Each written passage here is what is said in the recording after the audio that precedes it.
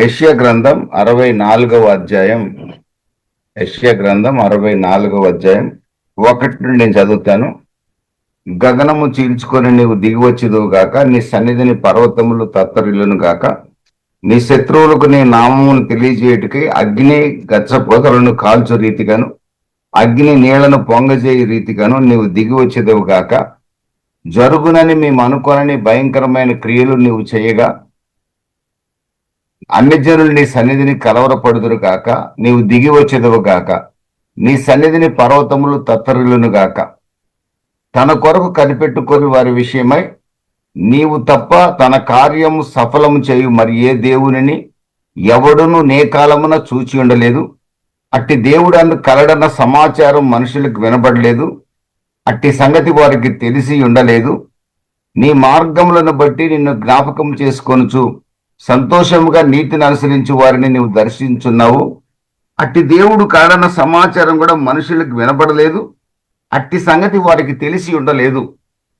కానీ ఇశ్రాయేలీయులకు తెలిసి కూడా తమ కార్యము సఫలం చేయగల దేవుడు ఉన్నాడని తెలిసి కూడా, మొదటి కీర్తనలో రాయబడిన మాట ఏమంటే, ధర్మశాస్త్రాన్ని దేవారాత్రములు ధ్యానిస్తే వారు చేయనిదంతయో సఫలం చేస్తారని మొదటి కీర్తనలోనే దేవుడు వాగ్దానం చేశాడు. ధర్మశాస్త్రాన్ని దేవారాత్రములు ధ్యానించువాడు ధన్యుడు, అతడు చేయనిదంతయో సఫలమవుతుందని బైబిల్ చెప్తుంది. ఇశ్రాయేలీయులకి ఈ సంగతి బాగా తెలుసు. యెషయా ప్రవక్త అదే రాస్తున్నాడు.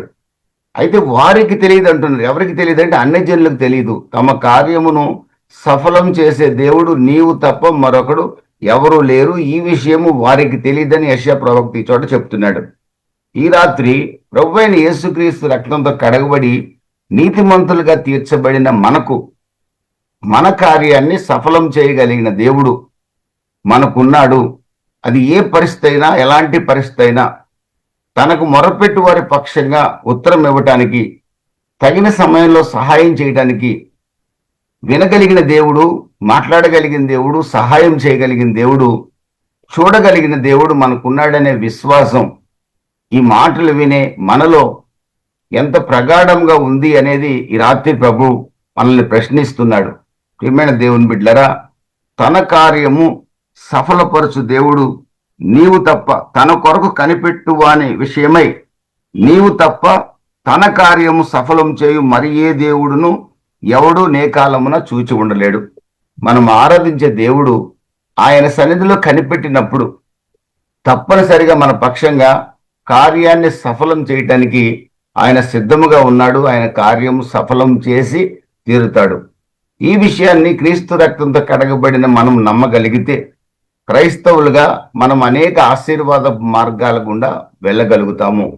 ఈ రోజున మన జీవితాల్లో మనం ఆశించిన ఆశీర్వాదాలు అనుభవించకపోవడానికి కారణం, అనేక రకాలుగా మనం మొరపెడుతున్నాం అనుకుంటున్నాం, కానీ ప్రభు దగ్గర నుంచి ఉత్తర్వు పొందకపోవడానికి కారణం ఏమిటంటే దేవుని సన్నిధిలో నిలకడగా కనిపెట్టే స్వభావం లేనందువల్లనే మనం ఆశీర్వాదాలకు దూరం అవుతున్నామని రాత్రి ప్రభు మనతో మాట్లాడుతున్నాడు. ప్రియమైన దేవుని బిడ్డలారా, కీర్తనల గ్రంథం 37వ అధ్యాయం 34వ వాక్యంలో కూడా ఒక మాట రాయబడింది. 37వ అధ్యాయం 34వ వాక్యంలో మీరు చూస్తే, యెహోవా కొరకు కనిపెట్టుకొని ఉండుము, ఆయన మార్గమును అనుసరించుము, భూమిని స్వతంత్రించుకున్నట్లు ఆయన నిన్ను హెచ్చించును, భక్తిహీనులు నిర్మూలము కాగా నీవు చూచెదవు. ఇక భక్తిహీనుల నిర్మూలన మనం చూడాల్సిన అవసరం ఏం లేదు. ఇది పాత నిబంధనలో రాయబడిన మాట కనుక తప్పనిసరిగా వారు నిత్య నరకాగ్ని గుండానికే వెళ్తారు, రక్షింపబడకపోతే. అయితే ఇక్కడ ప్రాముఖ్యమైన మాట ఏంటంటే, యెహోవా కొరకు కనుక కనిపెట్టుకొని ఉంటే మనం దేవుని సన్నిధిలో వెయిట్ చేసేవాళ్ళుగా, తన కార్యాన్ని సఫలం చేయగల దేవుడు మనకున్నాడని, మన కార్యాన్ని సఫలం చేయగలిగిన దేవుడు మనకున్నాడని విశ్వాసంతో ఒకరోజా 2 రోజుల 3 రోజుల కాదు, మన జీవితకాలం అంతా కనిపెట్టుకొని ఉండగలిగే వారమైతే blessings in waiting upon the lord, దేవుని సన్నిధిలో కనిపెట్టే వారికి కలిగే ప్రతి ఆశీర్వాదం కూడా మనం పొందగలుగుతాము. ఆయన తప్పనిసరిగా కనిపెట్టగలిగితే భూమిని స్వతంత్రించుకున్నట్లు ఆయన నిన్ను హెచ్చించును. అంటే ప్రియమైన దేవుని బిడ్డలారా, ఆయన సన్నిధిలో కనిపెట్టే ప్రతి ఒక్కరిని కూడా ఆయన హెచ్చిస్తాడు. ఆయన పొరపాటును కూడా ఆయన సన్నిధిలో విశ్వాసంతో కనిపెట్టే ఏ ఒక్కరిని కూడా ఆయన తృణీకరించే దేవుడు కాడు. 37వ అధ్యాయంలోని అదే కీర్తనలో 5వ వాక్యంలో రాయబడిన మాట ఒకసారి మనం చూస్తే, నీ మార్గమును యెహోవాకు అప్పగింపుము, నీవు ఆయనను నమ్ముకొనుము, ఆయన నీ కార్యము నెరవేర్చును. ఇవన్నీ సర్వసత్యమైన మాటలు. మన మార్గాన్ని ఆయనకు అప్పగించి ఆయన యందు పరిపూర్ణమైన విశ్వాసం ఉంచినప్పుడు ఖచ్చితంగా మన కార్యాన్ని సఫలం చేసే బాధ్యత ఆయన తీసుకుంటాడు. అందుకే సామెతల కర్త 16వ అధ్యాయం 3వ వాక్యంలో అంటాడు, నీ పనుల భారము యెహోవా మీద ఉంచుము, అప్పుడు ఆయన నీ ఉద్దేశాలు సఫలపరుస్తాడు. ఈ రోజున ప్రభువైన యేసుక్రీస్తు రక్తంతో కడగబడి నీతిమంతులుగా తీర్చబడిన మన జీవితంలో కూడా దేవుని సన్నిధిలో కనిపెట్టే ఓపిక, ఆ సహనము, ఓర్పు మనకు లేకపోవడం శోచనీయం, బాధాకరం. దేవుడు తన సన్నిధిలో కనిపెట్టువారంటే ఆయన ఎక్కువగా ఇష్టపడతాడు, వారిని ఆయన ప్రేమిస్తాడు, వారి సహనాన్ని చూసినప్పుడు సంతోషిస్తాడు, వారి ఓర్పును చూసినప్పుడు ఆనందభరితుడై వారి పక్షంగా కార్యం చేయడానికి ఆయన ముందుకొస్తాడు, ఆయన సిద్ధంగా ఉంటాడు.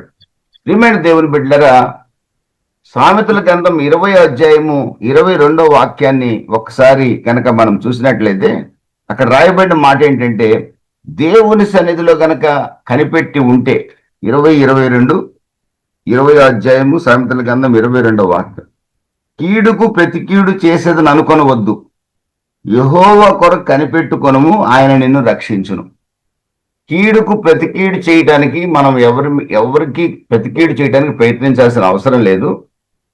మనం చేయాల్సింది ఏంటంటే, మనకి ఏదైనా ఒక నష్టం కలిగినప్పుడు, శత్రువు మన మీద దాడి చేయడానికి ప్రయత్నం చేసినప్పుడు, శత్రువు మనల్ని రకరకాలుగా ఇబ్బంది పెట్టాలని ప్రయత్నం చేస్తున్నప్పుడు దేవుని వాక్యం స్పష్టంగా చెప్తుంది ఏంటో తెలుసండి, కీడుకు ప్రతి కీడు చెయ్యొద్దు, యెహోవా కొరకు కనిపెట్టుకొని, యెహోవా కొరకు కనిపెట్టుకొనుము, ఆయన నిన్ను రక్షించే బాధ్యత తీసుకుంటాడు. దేవుని యొక్క రక్షణ, దేవుని యొక్క కాపుదల, దేవుని యొక్క భద్రత మనం అనుభవించాలంటే కీడుకు ప్రతి కీడు చేసేవారిగా మనం ఉండకూడదట. దేవుని సన్నిధిలో కనిపెట్టేవారిగా మనం ఉంటేనట మనము యుద్ధములు జయించగలుగుతామంట. యుద్ధములు జయించగలుగుతాం. మన ఆత్మీయ జీవితంలో కానీ, మన శారీరక జీవితంలో కానీ, మన కుటుంబ వ్యవస్థలో, ఈ లోకంలో మనం ఉన్నాం గనక రకరకాల యుద్ధాలు అపవాది ద్వారా కలగొచ్చు, లేకపోతే పాడైపోయిన ఈ లోకంలోని లోకస్తుల ద్వారా మనకు యుద్ధాలు కలగొచ్చు, లేకపోతే ఇంటర్నల్ స్ట్రగుల్ మన హృదయమే మనకు వ్యతిరేకంగా క్రియేట్ చేయొచ్చు. ఇంటర్నల్ స్ట్రగుల్ కుటుంబంలో కానీ, వ్యక్తిగతంగా మన జీవితంలోనే మన స్ట్రగుల్ కావచ్చు. ఆ యుద్ధము అంతరంగమైందైనా, బాహ్యమైందైనా, శత్రు ద్వారానైనా, అపవాది ద్వారానైనా, బంధువుల ద్వారానైనా, స్నేహితుల ద్వారానైనా, ఏ యుద్ధము ఒక క్రైస్తవుడి జీవితంలో కలిగినప్పుడు అతడు కీడుకు ప్రతి కీడు చేయడం మానుకోవాలి. Number 1 first. నెక్స్ట్ ఆయన చేయాల్సింది ఏంటంటే, తనకి కీడు జరిగిందని దేవుని సన్నిధిలో ఆ కీడు, ఏ కీడు జరిగిందో, ఏ నష్టం జరిగిందో, ఏ కష్టం వచ్చిందో సమస్తము విప్పి ఆయనకి చెప్పగలిగే వరకు మనం ఉండాలి. ఈ 2 కార్యాలు కనుక మన జీవితంలో హృదయపూర్వకంగా విశ్వాసంతో చేసినప్పుడు తప్పనిసరిగా ప్రభు మన పక్షంగా కార్యం చేస్తాడు. ఇర్మియా గ్రంథం 20వ అధ్యాయము 11వ వాక్యంలో రాయబడిన మాట ఏంటంటే, తన యొద్ద కనిపెట్టే వారి మీదట దేవుని సన్నిధిలో ఎవరైతే కనిపెట్టగలుగుతారో, కనిపెట్టడానికి విశ్వాసంతో ప్రయత్నిస్తారో వారిని శత్రువు జయించడం సాధ్యం కాదంట. శత్రువు అతన్ని జయించలేడట. ఎందుకంటే మనం ఎవరి సన్నిధిలో కనిపెడుతున్నామో తెలుసా? జీవం గల దేవుని సన్నిధిలో కనిపెడుతున్నాం. జీవం గల దేవుని సన్నిధిలో మనము కనిపెట్టి ప్రార్థన చేస్తున్నాం విశ్వాసంతో. ఆయన సహాయం కొరకు మనం మొరపెట్టేటప్పుడు, ఆయన సహాయం కొరకు మొరపెట్టే దేవుని బిడ్డ మీద విజయం పొందడం శత్రువుకి అసాధ్యము. ఇది ఇర్మియా భక్తుడు 20వ అధ్యాయం 11వ వాక్యంలో తెలియజేస్తున్నాడు. యెషయా గ్రంథంలో మనం ఒక రాజు, మీకు బాగా తెలిసిన చరిత్ర ఇది, హిజ్కియా రాజు యొక్క చరిత్ర మనకు బాగా తెలుసు. 37వ అధ్యాయం యెషయా గ్రంథంలో 1 నుండి 6 వాక్యాల్లో అష్షూరు రాజు పంపించిన ఆ ఉత్తరాన్ని హిజ్కియా రాజు చదువుకొని, ఏమండి, దేవుని మందిరావరణలోకి వెళ్ళి ఆయన చేసిన పని ఏంటంటే అక్కడ రాసిన మాటలు, ఉత్తరాన్ని తెరచి దేవుని సన్నిధిన పరచి, ఉత్తరాన్ని తెరిచాడు, దేవుని సన్నిధిన పరిచాడు. అంటే దాని అర్థం ఏంటంటే దేవుడి సన్నిధిలో శత్రుదేశపు రాజు తనని ఎన్నెన్ని మాటలు అంటున్నాడో, ఏ విధంగా బెదిరిస్తున్నాడో, తన ప్రజలైన ఇశ్రాయేలీల్ని ఏ విధంగా హింసిస్తానని, జీవము గల దేవుడు మిమ్మల్ని కాపాడతాడు అనుకుంటున్నారేమో, అశ్షూరు దేవతల కంటే మీ దేవుడు గొప్పవాడేం కాదు, హిజ్కియాను నమ్ముకొని మోసపోకండి, మీ దేవుడు యెహోవాను నమ్ముకొని మోసపోకండి, మీ దేవుడు కొండలకు మాత్రమే దేవుడు, మా దేవుడు కొండలకి లోయలకి అన్నిటికీ దేవుడు, మీ దేవుడు నమ్మదగిన వాడు కాదు అని రకరకాలుగా ఇశ్రాయేలు దేవుణ్ణి దూషిస్తున్నారు, హిజ్కియా రాజుని దూషిస్తున్నారు, సమాజాన్ని కూడా దూషిస్తూ అష్షూరు రాజు ఉత్తరం రాశాడు. ప్రియమైన దేవుని బిడ్డలారా, హిజ్కియా రాజు దాన్ని మనసులో దాచుకొని కుంగిపోయి కృషించిపోయి అలసలు తెచ్చుకోకుండా, ఏమండి, భర్త ఏమన్నా అంటే కుంగిపోయి కుసించిపోయి అలసలు తెచ్చుకోకుండా, పిల్లలు తిరుగుబాటు చేస్తుంటే కృంగిపోయి కృషించిపోయి అలసలు తెచ్చుకోకుండా కడుపులో, హిజ్కియా రాజు ఏం చేసిందో తెలుసండి, దేవుని సన్నిధిన ఆ ఉత్తరాన్ని పరిచి తెరిచి చదివాడండి. ఇది మనకు ఒక పాఠం. క్రైస్తవుడు తన జీవితంలో ఏది సంభవించినా, ఏ వ్యతిరేకత తన యొక్క జీవితానికి కానీ తన కుటుంబానికి కానీ అపవాది ద్వారా కానీ శత్రువు ద్వారా కానీ బంధువుల ద్వారా కానీ స్నేహితుల ద్వారా కానీ ఉద్యోగంలో కానీ వ్యాపారంలో కానీ కలిగిన, నీవు నేను నిజమైన విశ్వాసులుగా ఉండి ఈ విధమైన ఆపద మన జీవితంలో సంభవించినప్పుడు, ఆపత్కాలంలో నమ్ముకొనదగిన సహాయకుడైన యెహోవా సన్నిధికి మనం వచ్చి ఆయన సన్నిధిలో మోకరించి విషయాన్నంతా కూడా చాలా క్లియర్గా స్పష్టంగా ఆయన సన్నిధిలో చెప్పగలిగితే, దేవుని స్తోత్రం కలుగును గాక, తప్పనిసరిగా ప్రభు మనకు సహాయం చేయడానికి సిద్ధంగా ఉంటాడు. నాకు చెప్పుకోవడానికి సిగ్గండి, నేను దాచిపెట్టుకుంటానంటే ఎవరు కూడా ప్రభు సహాయం చేయలేడు. ఎందుకంటే ఆయన మన మనసులో విషయాలనే ఆయనకు తెలుసు. 139వ కీర్తనలో మనకు ఆలోచన పుట్టక మునిపే ఆయనకు తెలుసు. అయినప్పటికీ కూడా ఆయన మనం అడగాలని కోరుకుంటాడు. అడుగుడి మీకు ఇవ్వబడును అన్నాడు. యోహాను సువార్త 14:13లో నా నామమున మీరేమడిగినా చేస్తానన్నాడు. మనం అడుగుతుంటే ఆయనకి చాలా సంతోషంగా ఉంటుంది. మన తల్లిదండ్రులు కూడా, నా పిల్లలు కూడా నన్ను అడిగితే ఇవ్వాలని నాకు ఉంటుంది ఆశ. మా నాన్నగారికి కూడా నాకు అవసరం ఉందని తెలుసు మా నాన్నకి, కానీ నేను అడిగితే ఇద్దామని చూస్తుంటాడు ఆయన.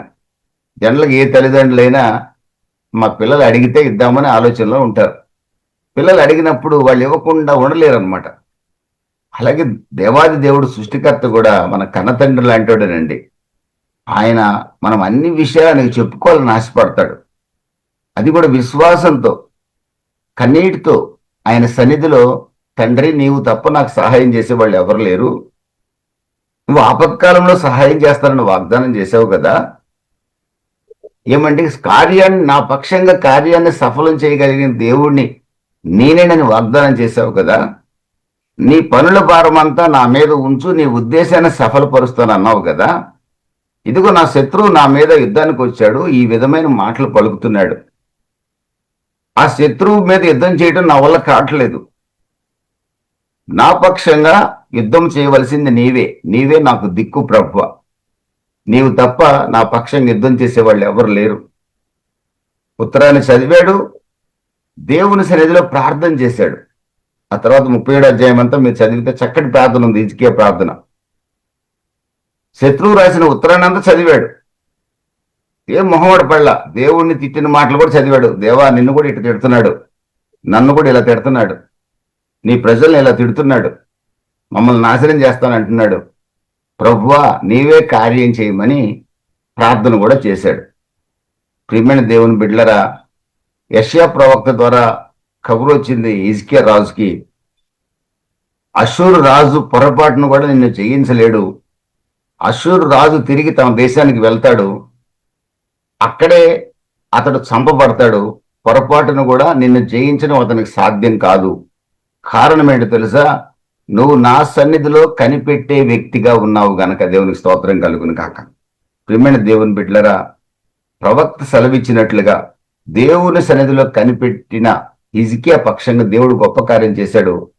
సంహార దూతను పంపించి ఒక రాత్రి 1,85,000 శత్రు సైన్యాన్ని సంహారం చేయించటం మాత్రమే కాకుండా అషూర్ రాజు యూదా పట్టణంలో అడుగు పెట్టకుండానే తిరిగి వెనక్కి వెళ్ళిపోయాడు. తన దేశానికి వెళ్ళి తన సొంత సంరక్షకుల చేతనే చంపబడ్డట్లుగా మనం చూడొచ్చు. ప్రియమైన వర్లరా, మనము కనిపెట్టగలిగితే మన పక్షంగా కార్యం చేయడానికి ప్రభు సిద్ధంగా ఉన్నాడు. మనకున్న గొప్ప బలహీనత ఏంటంటే, 1 రోజు 2 రోజులు కనిపెడతాం, 3 రోజులు కనిపెడతాం, ఆ తర్వాత ఏ మనిషి సహాయం చేస్తాడా అని చూస్తాం, లేదా ఏ పాస్టర్ దగ్గరికి వెళ్ళి నెత్తి మీద చేయి పెట్టించుకుందామా అని చూస్తాం. కూకటిపల్లి వెళ్దామా, ఆల్వాలు వెళ్దామా, లేకపోతే ఇప్పుడు క్రిస్మస్ కదా, ప్రతి చోట మీటింగ్లే కదా, ఏ క్రిస్మస్ మీటింగ్కి వెళ్ళి అక్కడ 10 మంది పాస్టర్లు వస్తే 10 మందితో తల మీద చేయి పెట్టించుకుందామా, ఈ ధ్యాసలోనే ఉంటారు. కానీ దేవుడి సన్నిధిలో కనిపెట్టే ధ్యాస ఉండదండి. ఈరోజు సేవకులైన మాకు కూడా అండి, ఎక్కడ మీటింగ్ జరుగుతుందో ఎక్కడికి వెళ్దామా, అక్కడ కూర్చొని వద్దామా, అక్కడ 2 గంటలు కాలక్షేపం చేసి వద్దామా, ఇదే ఉంటది. కానీ సత్యవాక్యాన్ని విందామని కానీ సత్యవాక్యానుసారంగా జీవిద్దామనే తపన ఈ రోజున అనేకులకు చాలా తక్కువ ఉందండి. ఎక్కడ క్రిస్మస్ జరుగుతుంది అక్కడికి వెళ్ళేయటం, సఫర్ చేసుకోవడం, కూర్చోవడం, నేను పెద్ద సేవకుడిలాగా అనిపించుకోవడం, ఏమంటే లాస్ట్లో వాళ్ళు ఏదైనా పెడితే అట్లా కొద్ది తినేసి రావడం, ఇది సేవ అయిపోతుంది ఈ రోజు రేపు. కాదండి, మనకు ప్రాముఖ్యమైన విషయం అయితే తప్ప ఒక సేవకుడు ఇక్కడికి అడుగుపెట్టే వ్యక్తికి ఉండకూడదండి. దేవుని సన్నిధిలో కనిపెట్టి ప్రార్థన చేసే సేవకుడి సంఘాన్ని దేవుడు అద్భుతంగా ఆశీర్వదిస్తాడు. అలాంటి సేవకులు కూడా నాకు తెలుసండి, ఈ తిరిగే వాళ్ళు కూడా నాకు తెలుసు. దేవుని స్తోత్రం కలుగును గాక. ఈ రోజున సేవకుల సంగతి ఎటున్నా విశ్వాసులమైన మనం దేవుని సన్నిధిలో కనిపెట్టి భారాన్ని తొలగించగలిగిన వాడు, కార్యాన్ని సఫలం చేయగలిగిన దేవుని సన్నిధిలో గనక మనం మొరపెట్టగలిగితే మనల్ని శత్రువు దాటిపోలేడండి. శత్రువు మనల్ని దాటాలంటే వాడు ప్రభు అయిన యేసుక్రీస్తుని జయించాలి. ఫస్ట్ మనకి ఆదరణగా ఉన్న పరిశుద్ధాత్ముని జయించగలిగితేనే మనల్ని పరిశుద్ధాత్ముని దాటి శత్రువు మన మీదకి రాగలడు. మనం పరిశుద్ధాత్మ అధీనంలో ఉన్నాం. మనం పరిశుద్ధాత్ముడు మన చుట్టూ ఆవరించి ఉంటాడు. ఎప్పుడో తెలుసా? ఆయన సన్నిధిలో కనిపెట్టే వారిగా మనం ఉన్నప్పుడు. 1 రోజు 2 రోజులు కాదండి, జీవితాంతం ప్రభు సన్నిధిలో కార్యము సఫలం చేసే దేవుని సన్నిధిలో కనిపెడుతూ ఉంటే ఒక్కొక్కటి కార్యాలు ఆయన సఫలపరుస్తూ వస్తుంటాడు. దేవునికి స్తోత్రం కలుగును కాక. హిజ్కియా జీవితంలో అద్భుతమైన విజయాన్ని ఆయన పొందగలిగాడు ఆ కాంటెక్స్ట్ వరకే. ఆ తర్వాత హిజ్కియా మళ్ళీ కొన్ని బలహీనతలు వచ్చినాయి. మీకు నాకు కొన్ని బలహీనతలు వచ్చినట్లే, అది సపరేట్ సబ్జెక్ట్. కనిపెడితే శత్రువు పైన మన ప్రభు విజయం ఇస్తాడు. అది ఇంటర్నల్ శత్రువైనా, ఔటర్ శత్రువైనా, సైతానైనా, స్నేహితులైనా, బంధువులైనా వారిపైన విజయం ఇచ్చే బాధ్యత ఆయన తీసుకుంటాడు. దేవునికి స్తోత్రం కలుగును గాక. ప్రియమైన దేవుని బిడ్డలరా, 2 విషయాన్ని కూడా మీరు గమనించినట్టయితే, దేవుని సన్నిధిలో కనిపెట్టగలిగితే పోగొట్టుకున్న ఆశీర్వాదాలు తిరిగి పొందగలం. ఇది గొప్ప ఆశీర్వాదం అండి. ఆయన సన్నిధిలో కనిపెట్టుకోగలిగితే, ప్రభు సన్నిధిలో కనిపెట్టి నూతన బలాన్ని మనం పొందగలం. ప్రభు సన్నిధిలో కనిపెట్టుకునేవారు నూతన బలాన్ని పొందుతారు, బైబిల్ సెలవిస్తుంది. ప్రభు సన్నిధిలో కనిపెట్టువారు బలహీనులు కూడా బలవంతులై పక్షిరాజు వలె పైకి ఎగురుతారు, రెక్కలు ధరించి ఎగురుతారు. యెహోవా సన్నిధిలో కనిపెట్టేవారు అంటే కనిపెట్టే ప్రార్థన చాలా అవసరం అండి. విసుక్కునే ప్రార్థన మనం చేయకూడదు. ఇంకా సహాయం రాలేదు, ఇంకా నా భర్త మారలేదు, ఇంకా నా భార్య మారలేదు, ఇంకా నా పిల్లలు బాగుపడలేదు, ఇంకా నా కొడుకు ఉద్యోగం రాలేదు. ఏమండి, విసుక్కునే ప్రార్థన ఎవరికి ప్రయోజనకరం కాదు, మనకే అనవసరంగా అనారోగ్యం కలుగుతుంది. దేవుడు కార్యాన్ని సఫలం చేస్తాడు, శత్రువుల పైన విజయం ఇస్తాడనే నమ్మకంతో మొదటి ప్రార్థన చేయండి. శత్రువుల ద్వారా మీకు హింసలు కలుగుతుంటే. రెండవది, మనం ఆశీర్వదించబడవలసినంతగా ఆశీర్వదించబడలేకపోతున్నాం కొన్ని సందర్భాలు. సంఘపరంగా కానీ, విశ్వాసుల పరంగా కానీ, కుటుంబ పరంగా కానీ, ఏ విషయంలోనైనా ఆశీర్వదించబడవలసినంతగా ఆశీర్వదించబడలేకపోతున్నాము, లేదా రావలసిన ఆశీర్వాదాలు కూడా పోగొట్టుకుంటున్నాము. చూడండి, ఒక కుటుంబంలో ఒక భర్త మారలేదనుకోండి, ఒక రకంగా పాప మా భార్య ఒంటరి ప్రార్థన కొన్ని ఆశీర్వాదాలు ఆ కుటుంబం పోగొట్టుకోవడానికి కారణం అవుతుంది. పిల్లలు ఐక్యతతో ప్రార్థించే వారిగా లేరనుకోండి, ఆ కుటుంబం కొన్ని ఆశీర్వాదాలకు దూరం అవుతుంది. లేదా నేను ఒక బుద్ధిహీనమైన పని చేశాను అనుకోండి, పొరపాటున ఇంత భక్తి కలిగి కూడా, యేసు రక్తంలో కడగబడి కూడా, తండ్రి కుమార పరిశుద్ధాత్మలో బాప్తిసం పొంది కూడా ఒక రోజు నాకు తెలివి తక్కువ పని చేశాను అనుకోండి, దానివల్ల కొన్ని ఆశీర్వాదాలు పోగొట్టుకుంటాను నేను. అయితే యెహోవా సన్నిధిలో కనిపెట్టుకునే వారికి రెండవ బ్లెస్సింగ్ ఏంటంటే, పోగొట్టుకున్న ఆశీర్వాదం కూడా తిరిగి పొందే విధంగా దేవుడు చేస్తాడు, ఆయన సన్నిధిలో కనిపెట్టగలిగితే. ప్రియమైన దేవుని బిడ్డలారా, సామెతల గ్రంథం 10వ అధ్యాయం 24వ వాక్యంలో రాయబడిన మాట ఏంటంటే, నీతిమంతులు ఆశించింది ఖచ్చితంగా దొరుకుతుంది. ఇప్పుడు మీరు ఎవరంటే ఈ మాటలు వినేవాళ్ళు క్రీస్తు రక్తంలో కడగబడి నీతిమంతులుగా తీర్చబడిన వారు. మనందరం కూడా క్రీస్తు రక్తంలో తీర్చబడిన వాళ్ళం, నీతిమంతులుగా తీర్చబడిన వాళ్ళం. ఇది చిన్న ఎగ్జాంపుల్ చెప్తాను. మేము ప్రకాశం జిల్లాలో ఉన్నప్పుడు మేము ఇప్పుడు ఇద్దరము జాబ్ చేస్తూనే ఉన్నాం. మా ఇంటికి ఒక అర్ధరాత్రి 12 వాళ్ళు బందిపోటు దొంగలు అంటారు. వాళ్ళు అంటే స్టేట్ ఇతర రాష్ట్రాల్లో కూడా దొంగతనాలు చేస్తారు. ఒక 4-5 వచ్చారు, ఎంతమంది గ్రూప్ వచ్చారు. మేము పడుకొని ఉంటే తలుపులు పగలు కొట్టేశారు ఒక పెద్ద రాయి తీసుకొని. మేము లేచాము, లిటరల్ గా వాళ్ళు లేచాము, చూసాము.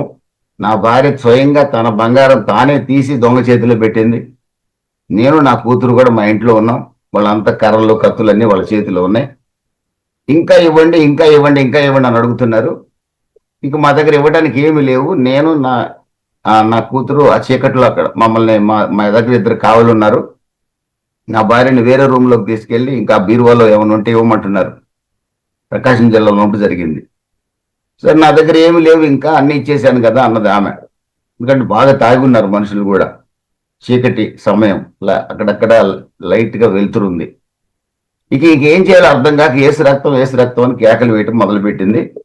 దాంతో వాళ్ళు ఈమెకి బీపీ రైజ్ అయిపోయిందని భయపడిపోయి అన్ని తీసేసుకున్నారు కదా, ఇంకేమి లేవులే అనుకున్నారు. ఈమెకి నీళ్ళు ఇచ్చి, మంచినీళ్ళు తెచ్చి ఈమెకి నీళ్లు తాగించి ఈమెను కుర్చీలో కూర్చోబెట్టి, అంటే నేనున్న గదిలోకి మళ్ళీ ఈమెను తెచ్చి వదిలి తలుపేసి మళ్ళీ మేము ఎవరిని పిలవకుండా వాళ్ళు వెళ్ళిపోయారు దొంగలు. సరే, అయిపోయింది. తర్వాత కలెక్టర్ దృష్టికి వెళ్ళింది. నైటే ఎస్పీ, ఒంగోలు ఎస్పీ అందరిని పంపించాడు, పోలీసుల్ని. ఎంక్వైరీ జరుగుతూ ఉంది. అంతకుముందే ప్రకాశం జిల్లాలోనే నెల్లూరు జిల్లా బోర్డర్ ఉలవపాడులో అదే విధంగా దొంగతనం చేసి అక్కడ ఒకరిని కొట్టి చంపి కూడా పోయారు వాళ్ళు దొంగలు. అది మేము పేపర్లు చూసాం. సరే, మమ్మల్ని ఏం కొట్టలేదు, ఏం తిట్టలేదు, మొత్తం తీసుకొని వెళ్ళిపోయారు. పోలీసులు వచ్చారు, కేసు పెట్టమంటే మాకు కేసు ఏం అవసరం లేదండి, మేము వదిలేస్తున్నాం అన్నాం. లేదు పెట్టాల్సిందే అన్నారు.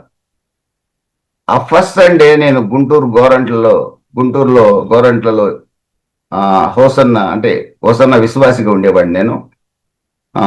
ఏప్రిల్ నెలలో అనుకుంటా. ఆయన వాక్యం చెప్తున్నాడు, ఫస్ట్ సండే కంపల్సరీ గుంటూరు వెళ్తాను నేను, మిగతా 3 సండేస్ కూడా ఒంగోలు వెళ్ళేవాడిని, మందిరానికి ఆరాధనకి వెళ్ళేవాడిని. అక్కడ మందిరానికి వెళ్ళినప్పుడు ఆయన ఇదే వాక్యాన్ని చెప్తున్నాడు. సామెతల గ్రంథం 10:24లో నీతిమంతులు ఆశించింది వారికి దొరుకుతుంది, నీతిమంతులు పోగొట్టుకున్నది తిరిగి సంపాదించుకుంటారు అని వాగ్దాన పూర్వకమైన సందేశాన్ని చెప్తున్నాడు. అప్పుడు నాకు ఒక ప్రశ్న వచ్చింది, నేను నీతిమంతుడినేనా అనే ప్రశ్న నాలో ఉదయించింది. అప్పుడు వాక్యం చూసినప్పుడు ప్రభువైన యేసుక్రీస్తునందు విశ్వాసం ఉంచిన ప్రతి ఒక్కరు నీతిమంతుడే. నీతిమంతుడు అంటే ఇంకా మన లోకంలో గనక ఇప్పుడు రేపు మొన్న జరిగిపోయింది కదా మాసం, ఆ నెలలో అంతా పేదవాళ్ళకి అన్నదానాలు చేసి, అది కాదు నీతి. ఆ పూజలు పునస్కారాలు చేసి సంపాదించే నీతి కాదు. యేసుక్రీస్తునందు విశ్వాసం మూలంగా నీతిమంతులుగా తీర్చబడతాం. రోమీలకు రాసిన పత్రిక 5వ అధ్యాయం 1వ వాక్యం స్పష్టంగా చెప్తుంది. తర్వాత విశ్వాసులమైన తర్వాత నీతి కార్యాలు కూడా మనం చేయాలి. తప్పనిసరిగా పేదలకి సహాయం చేయగలగాలి, దాన ధర్మాలు చేయగలగాలి మన చేతనైనంత వరకు. విశ్వాసాన్ని క్రియల ద్వారా కూడా చూపించాలి, అది సెకండరీ. కానీ ఫస్ట్ మన క్రియల ద్వారా నీతిమంతులం కాలేం మనం. ఫస్ట్ ప్రభు యేసుక్రీస్తునందు విశ్వాసం నుంచి నీతిమంతులుగా తీర్చబడాలి. నేను నీతిమంతుడినే కదా, ప్రభు అయిన యేసుక్రీస్తు రక్తంతో కడగబడ్డాను కదా అని అనుకున్నాను. అయితే నువ్వు పోగొట్టుకుంది తిరిగి పొందుతావని ఆ రోజు ప్రసంగం అంతా ఇదే చేస్తున్నాడు ఆయన. అప్పటికి ఆ టాపిక్ ఆయనకు తెలియదు, జరిగిన సంగతి కూడా అన్నకి ఇంకా నేను చెప్పలా. తర్వాత చెప్పాను. తర్వాత అలా మ్యాగజైన్ బలిపీఠం అనే మ్యాగజైన్ లో నేనే రాశాను. బలిపీఠం అనే మ్యాగజైన్ నాది ఒక పేజ్ ఉంటుంది కంపల్సరీగా. నేను దానికి సబ్ ఎడిటర్ గా పనిచేశాను ఒక 6 years దాకా కూడా. కరెక్ట్ గా 1 year లోనండి, వన్ ఇయర్, ఓన్లీ 1 year, మేము ఏదైతే ఏ వస్తువులు అయితే పోగొట్టుకున్నాము యాజ్ ఇట్ ఈజ్ ఐటమ్స్ తో సహా, ఆ ముస్లిం circle inspector, CCS circle inspector ఎంత నీతిమంతుడు అంటే ₹1 మా దగ్గర ఆశించకుండా, మహమ్మదీయుడు ఆయన, 1 year లో మేము పోగొట్టుకున్న దానంతా తిరిగి మాకు వచ్చినట్టుగా దేవుడు చేశాడు. దేవునికి స్తోత్రం కలుగును గాక. అప్పుడు నాకు అనిపించింది, నీతిమంతుడు పోగొట్టుకున్న ఆశీర్వాదాలు కూడా తిరిగి పొందుతాడు. ఈ వాక్యం సత్యం.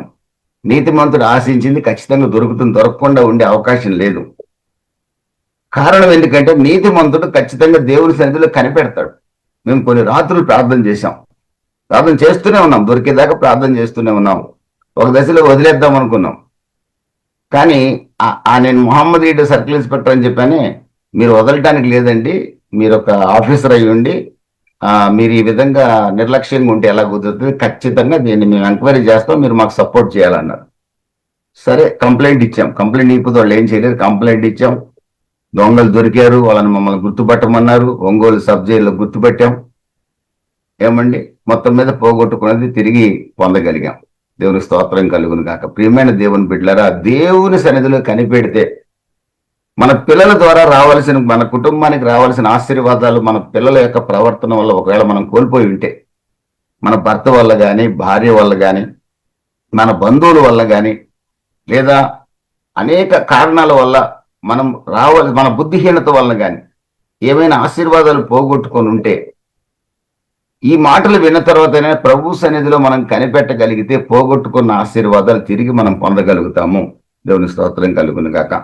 దానికి చక్కటి ఎగ్జాంపులే మీకు బాగా తెలిసింది. మొదటి సమూయేలు గ్రంథం 30వ అధ్యాయంలో 6-7 వాక్యాలు మీరు చూస్తే, దావీదు సిక్లగ్ ప్రాంతంలో ఉన్నప్పుడు దావీదు అతని స్నేహితులు కొన్ని 100 మంది ఉన్నారు. అమాలేకీయులు వచ్చి దావీదు అతని స్నేహితులు లేని సమయంలో సిక్లగ్ మీద దాడి చేసి వారి యొక్క భార్యల్ని, పిల్లల్ని, ఆస్తుల్ని అంతా దోచుకొని వెళ్ళిపోయారు. తిరిగి సిక్లగ్కి దావీదు అతని స్నేహితులు తిరిగి వచ్చే సమయానికి ఇళ్ళన్నీ ఖాళీగా ఉన్నాయి. పశువులు లేవు, సంపద లేదు, భార్యలు లేరు, పిల్లలు లేరు, మొత్తం ఖాళీ అయిపోయింది. ఏమయ్యారని ఎంక్వైరీ చేస్తే అమాలేకీలు దోచుకొని వెళ్ళిపోయినట్టుగా దావీదుకు అతని స్నేహితులకు తెలిసింది. దావీదు యొక్క స్నేహితులు ఏం చేశారు తెలుసండి? దావీదు వాళ్ళని పోషిస్తూ ఉన్నాడు. నిజంగా దావీదు లేకపోతే వాళ్ళకి పోషణే లేదు దావీదు యొక్క స్నేహితులకి. ఎందుకంటే దావీదు స్నేహితులు ఎవరో తెలుసా? బేదోళ్ళు, పనికి మాలినోళ్ళు, దిక్కులేనోళ్ళు, ఇలాంటి వాళ్ళని దావీదు తన స్నేహితులుగా చేసుకుని వాళ్ళని మంచి మార్గంలో నడిపించడానికి ప్రయత్నం చేశాడు. ఎప్పుడైతే తమకు నష్టం కలిగిందో ఏమండి, వెంటనే వాళ్ళ ఒరిజినల్ బుద్ధి బయటకు వచ్చేసింది. ఒక్కోసారి మనం కూడా చాలా మందికి సహాయం చేస్తుంటాం, కానీ అంత సహాయం పొంది కూడా సడన్ గా మన చేతిని ఎవరైనా కరవటానికి ప్రయత్నం చేశారనుకోండి, పాలు పోసే పాము కనుక కరవటానికి ప్రయత్నం చేస్తుంది కదండి, అప్పుడు మనకు చాలా బాధ కలుగుతుంది. ఇంత సహాయం చేశానే, మరి ఇంత దుర్మార్గమో అనిపిస్తుంది. మనకు అనిపిస్తుంది, నిజమే, మనకు అనిపిస్తుంది, సహజమే. దావీదుకు కూడా అనిపించిందండి. ఇన్ని సంవత్సరాలు నా చేత పోషింపబడి సడన్ గా నా భార్యలు, నా పిల్లలు కూడా దోచుకుపోయారు కదా అమాలేకీయులు, వీళ్ళ భార్యల్ని, వీళ్ళ పిల్లల్ని కూడా దోచుకుపోయారు కదా, వీళ్ళేంటి నా మీద రాళ్లు రువ్వి చంపాలని ప్రయత్నం చేస్తున్నారని దావీదు కూడా ఆశ్చర్యపోయి ఉండొచ్చు. ఎప్పుడైతే అందరూ దోచుకోబడ్డారో స్నేహితులు దావీదుకు సపోర్ట్ చేయాల్సింది పోయి దావీదును రాళ్లతో కొట్టి చంపాలనుకున్నారంటండి. కానీ రాళ్లతో కట్టి చంపాలని వాళ్ళు ప్రయత్నం చేస్తున్న ఆ 30వ అధ్యాయంలో మీరు చూస్తే దావీదు మాత్రం యెహోవా సన్నిధిలో విచారణ చేశాడు, ప్రార్థించాడు, ఏడ్చాడు, కన్నీరు కార్చాడు, కనిపెట్టాడు. ప్రభువా, నా కన్నీరు తుడవండి, మేము పోగొట్టుకున్న ఆశీర్వాదాలు మాకు తిరిగి అనుగ్రహించండి. మేము ఫలానా దగ్గరికి రాజుకు సహాయం చేయడానికి వెళ్ళాం, అతడు వద్దు, మీ సహాయం మాకు అవసరం లేదని పంపించాడు. మేము వచ్చే లోపల ఈ ఘోరం జరిగిపోయింది. దయతో మమ్మల్ని జ్ఞాపకం చేసుకొని నా పొరపాటుని, నా దోషాన్ని క్షమించి పోగొట్టుకున్న ఆశీర్వాదాన్ని తిరిగి అనుగ్రహించమని ప్రార్థన చేసినప్పుడు దేవుడు అమాలేకీయుల్ని తరుమని దావీదుకి అతని స్నేహితులు దావీదుకి చెప్పగా దావీదు శత్రువుల్ని తరిమి తాను పోగొట్టుకున్నదంతా తిరిగి సంపాదించుకున్నాడు. 1 సమూయేలు గ్రంథం 30 అధ్యాయం 17-18 వాక్యాల్లో దావీదు పోగొట్టుకునేదంతా తిరిగి సంపాదించుకొనెను. దేవుని స్తోత్రం కలుగును కాక. ఏ ఆశీర్వాదాన్ని అయితే ఆయన కోల్పోయాడో దాన్ని తిరిగి సంపాదించుకున్నాడు. కారణం దేవుని సన్నిధిలో కనిపెట్టే వ్యక్తి దావీదు. శత్రువులు రాళ్లతో కొట్టబోతుంటే పారిపోకుండా దేవుని సన్నిధిలో విచారణ చేశాడండి. ఇది గొప్పతనం. మనల్ని చాలా మంది నిందిస్తారు, బాధ పెడుతుంటారు. నీ వల్లే నా కుటుంబానికి నష్టం జరిగింది అంటారు కూడా. మీరు ఇలా ఉండబట్టే మనకి ఇబ్బందులు వస్తున్నాయి అంటారు కూడా. ఇబ్బందులు వచ్చిన మాట నిజమే, కాదంటలా. మన వల్ల కొన్ని సమస్యలు వచ్చిండొచ్చు కుటుంబంలో, కాదని అంటలా. కానీ ఆ ఇబ్బందుల వల్ల పోగొట్టుకున్న ఆశీర్వాదాలు తిరిగి మనం పొందాలంటే మనం దేవుని సన్నిధిలో కనిపెట్టి విశ్వాసంతో ప్రార్థించగలిగితే, ఏమండి, ఏ కారణం వల్ల ఆశీర్వాదం మనం దూరమైనా, మన కుటుంబం దూరమైనా తిరిగి ఆశీర్వాదాన్ని మనం పొందగలుగుతాం. కాబట్టి కనిపెట్టి ప్రార్థించడం నేర్చుకోవాలి. మూడవది, చివరిది నేను చెప్తాను, మీకు బాగా తెలిసిన విషయమే. దేవుని సన్నిధిలో కనిపెట్టే వారి పక్షంగా దేవుడు అద్భుత కార్యాన్ని చేస్తాడు. సూపర్ న్యాచురల్ హెల్ప్ వారికి దొరుకుతుంది. మానవాతీతమైన కార్యాలు, మానవుడికి అసాధ్యమైన కార్యాన్ని దేవుడు చేస్తాడు ఆయన సన్నిధిలో కనిపెట్టగలిగితే. ఈ కనిపెట్టే వారికి మొట్టమొదటి ఉండాల్సింది ఏంటి తెలిసింది? విశ్వాసం. ఎబ్రీ 11:6 ఉంది, దేవుడు ఉన్నాడు, దేవుడు చేస్తాడు. దేవుడు ఉన్నాడు, దేవుడు ఫలము దయచేస్తాడు. ఈ నమ్మకం ఒక విశ్వాసికి 24/7 అవసరమండి.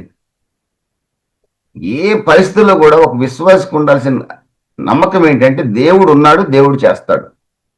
మనం ఆరాధించే దేవుడు నమ్మదగిన వాడు. తన కార్యాన్ని సఫలం చేయగలిగిన దేవుడు నెప్పుడును నేకాలమున ఉండలేదు. మనం ఆరాధించే దేవుడు తప్పనిసరిగా మన కార్యాన్ని సఫలం చేసే దేవుడు అనే పరిపూర్ణమైన నమ్మకం ఏ క్షణంలో మనల్ని అడిగినా మన నోట, మన హృదయాంతరంగంలో నుంచి ఈ మాట రావాలండి. ఈ నమ్మకం లేకుండా లేదా పాపాన్ని హృదయంలో దాచుకొని ప్రార్థన చేసినా శత్రువుని జయించలేము, పోగొట్టుకున్న ఆశీర్వాదం పొందలేము, ఏమండి, అద్భుత కార్యాన్ని ప్రభు ద్వారా పొందలేము. ఇది చాలా ఇంపార్టెంట్. ద్వేషము, పగ, అసూయ, కక్ష, ఎదుటివాడి నాశనాన్ని హృదయంలో కోరుకుంటూ, కీర్తన గ్రంథం 66:18 రాయబడింది కదా, పాపాన్ని లక్ష్యం చేసిన హృదయంతో, పాపాన్ని కోరుకుంటూ హృదయంతో, ఎదుటివాడి యొక్క నష్టాన్ని కోరుకునే హృదయంతో ప్రార్థన చేస్తే ఆ ప్రార్థన ప్రభు దగ్గరికి చేరదండి. అది ప్రభువుకి ఇంపైన సువాసనగా ఉండదు ఆ ప్రార్థన.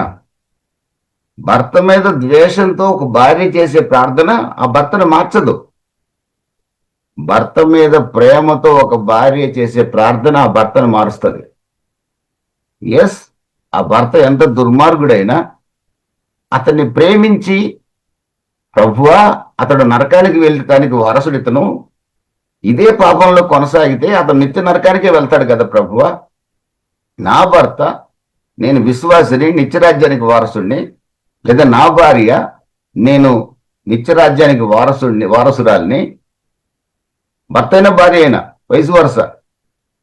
కాబట్టి అతడు నిత్య నరకానికి వెళ్ళటం నాకు ఇష్టం లేదు, ఆమె నిత్య నరకానికి వెళ్ళటం నాకు ఇష్టం లేదు ప్రభువా, నా పిల్లలు నిత్య నరకానికి వెళ్ళటం నాకు ఇష్టం లేదు ప్రభువా, నేను వాళ్ళని ప్రేమిస్తున్నాను, వాళ్ళు మారాలని ఆశపడుతున్నాను ప్రభువా, ఇదిగో నీ చేతికి నా పిల్లల్ని అప్పగిస్తున్నాను, నా భార్యను అప్పగిస్తున్నాను, నా తమ్ముడిని అప్పగిస్తున్నాను, మా అమ్మను అప్పగిస్తున్నాను, నా బంధువులను అప్పగిస్తున్నాను, నా ఫ్రెండ్ని అప్పగిస్తున్నాను ప్రభువా, అతను మారి నిత్య రాజ్యంలో నేనుండే స్థలంలో, మీరున్న స్థలంలో నేను, నా స్నేహితుడు, నా భర్త, నా పిల్లలు ఉండాలని ఆశతో ప్రార్థన చేస్తున్నాను ప్రభువా, విత్ లవ్, వితౌట్ సిన్ నేను ప్రార్థన చేస్తున్నాను ప్రభువా అని ఒక వ్యక్తిని దేవుని సన్నిధిలో ప్రేమతో ప్రేమిస్తూ ప్రభు సన్నిధికి అప్పగించగలిగితే, పాపం లేని హృదయంతో, మనలో పాపం లేని హృదయంతో, అప్పగించే వాడిలో పాపం ఉండకూడదు.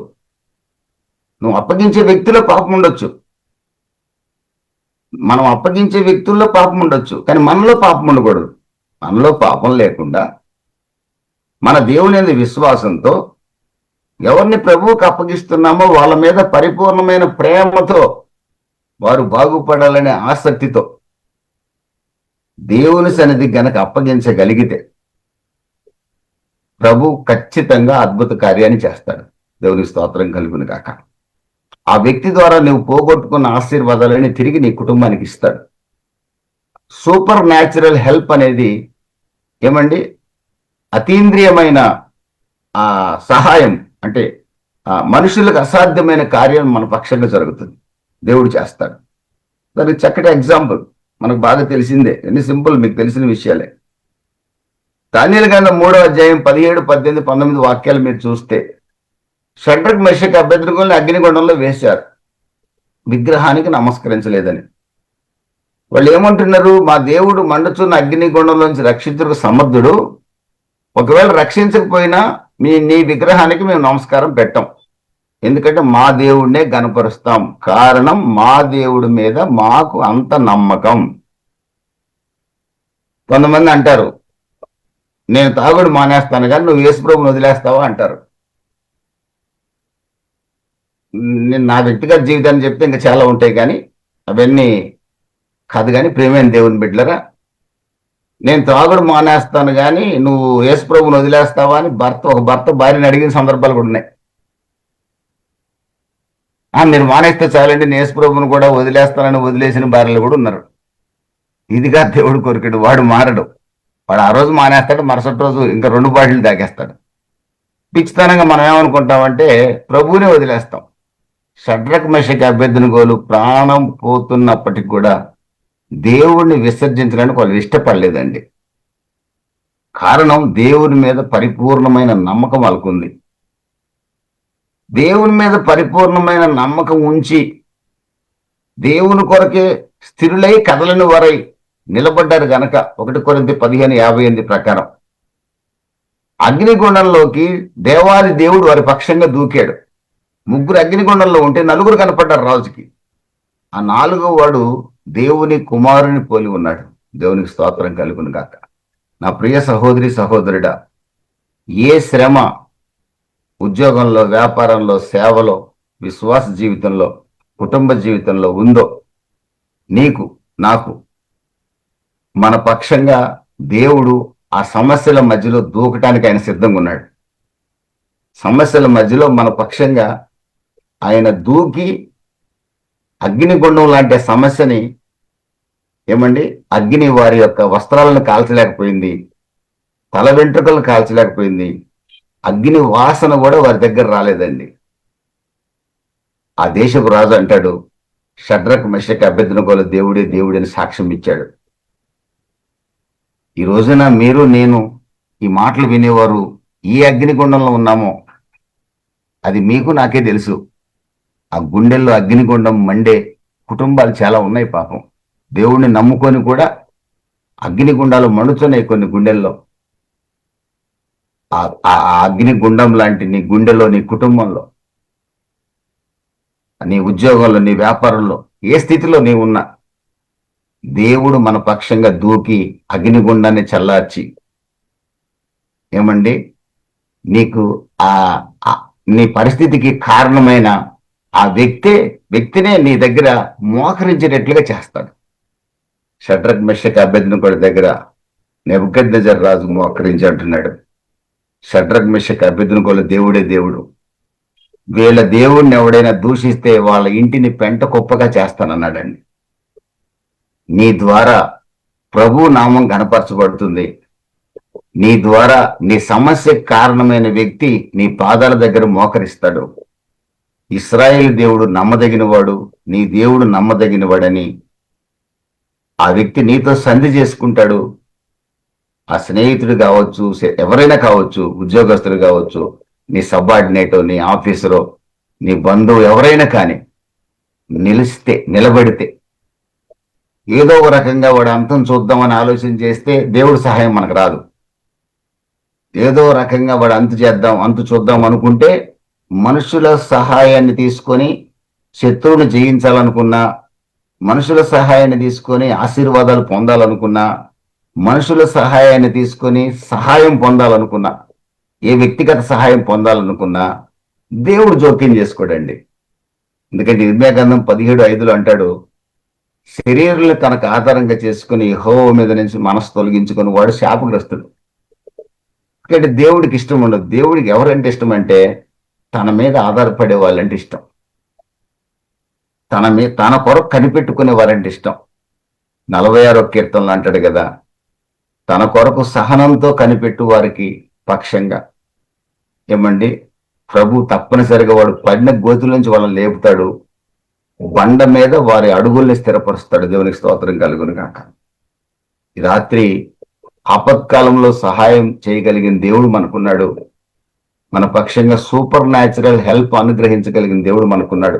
అది హీలింగ్ అయినా సరే, అది అనారోగ్య పరిస్థితుల్లో నుంచి విడిపించటమైనా, ఆర్థిక ఇబ్బందుల నుంచి విడిపించటమైనా, పాపము నుంచి విడిపించటమైనా, కుటుంబంలో వ్యక్తులను మార్చటమైనా, ఉద్యోగంలో నీ ప్రమోషన్కి ఆటంకం కలిగే పరిస్థితుల నుంచి విడిపించి ఎవరు ఊహించని విధంగా నీకు అద్భుతం ఇస్తాడు, అద్భుతం చేస్తాడు. నా కుటుంబంలో అన్ని జరిగాయండి. నా భార్యకి జాయింట్ సెక్రటరీ ప్రమోషన్ ఇవ్వడానికి, నా భార్య కంటే జూనియర్ 2-3 సంవత్సరాలు జూనియర్ ఇన్ఛార్జ్ జాయింట్ సెక్రటరీగా సీట్లో కూర్చొని హైదరాబాద్ గగన్ విహార్ 3rd ఫ్లోర్ లో. ఇన్ఛార్జ్ జాయింట్ సెక్రటరీ అనే పేరుతో అతనుకున్న కులాన్ని బట్టి, అతనుకున్న ముఖ్యమంత్రిని బట్టి ఏమండి ఇన్ఛార్జ్ జాయింట్ సెక్రటరీ అనే పేరుతో కూర్చొని కుర్చీలో joint secretary regular post fill కాకుండా అడ్డుపడ్డగా ఉన్నాడు. జాయింట్ సెక్రటరీ పోస్ట్ ఫిల్ కాకపోతే, ఫిల్ అయితే ఫస్ట్ ఈమె అందులో నా వైఫ్ చేరుతుంది జాయింట్ సెక్రటరీగా రెగ్యులర్ పోస్ట్ లో. అతని ఉద్దేశం ఏంటంటే ఈమె తర్వాత 1 year 2 years రిటైర్ అవుతాడు అతను పట్టుదల. మరి ఎందుకు వచ్చిందో, సైతానికి పట్టుదల వస్తుంది కదండి దేవుని బిడ్డల మీద. నేనే ఇన్ఛార్జ్ జాయింట్ సెక్రటరీగా ఉండాలి, రెగ్యులర్ జాయింట్ సెక్రటరీ కూడా నేనే ఉండాలి. అంటే ఇంచుమించు 7 సంవత్సరాలు జాయింట్ సెక్రటరీగా పనిచేయాలి ఆయన కోరిక. అందుకని ఇన్ఛార్జిగా రికమెండేషన్ చేసుకుని ఇన్ఛార్జ్ జాయింట్ సెక్రటరీని తెచ్చుకున్నాడు. ఒక 4 years దాంట్లో కంటిన్యూ అయితే ఇంకో 2 years తర్వాత ప్రమోషన్ వస్తుంది, రెగ్యులర్ అయిపోతాడు. ఈ లోపల ఇద్దరు నష్టపోతారు, నా వైఫ్ ఇంకొకరు నష్టపోతారు జాయింట్ సెక్రటరీ పోస్ట్ రాకుండా.